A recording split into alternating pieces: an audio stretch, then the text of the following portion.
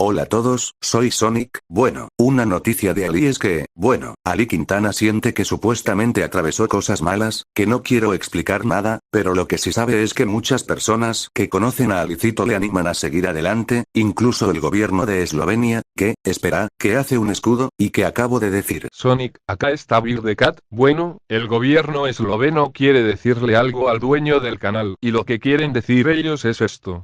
A ver, escuchemos lo que le dicen al dueño del canal. Estimado Ali, gracias por tu mensaje y por compartir lo que estás pasando. Lamentamos mucho saber que has estado sufriendo acoso y angustia emocional. Nadie merece sentirse inseguro o maltratado.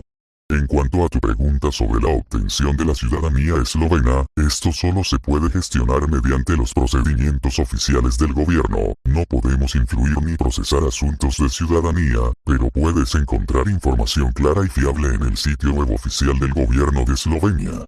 Te deseamos mucha fuerza y esperamos que tu situación mejore pronto. Espera, el gobierno esloveno animando a Alicito a que siga adelante, eso no me lo esperaba, pero, de la ciudadanía, estuvo diciendo que solo se hace mediante los requisitos necesarios como, residir 10 años seguidos en ese territorio, o un año si está casado con un ciudadano esloveno, tener dinero suficiente para seguir en Eslovenia, tener 18 años como mínimo, ese requisito se cumplió, ni tampoco ser condenado por prisión, ni nada de eso, e incluso la renuncia de la ciudadanía argentina, esa última es casi irrenunciable. Bueno, así que debe seguir en Argentina, debe trabajar y ahorrar una gran cantidad de pesos argentinos, y debe cambiar por euros en un centro de cambio de dinero, y debe ahorrar muchos euros para hacer todo eso. Bueno, ahora nos vemos en otro video, no pensamos en crear este video, pero igual debimos hacer eso.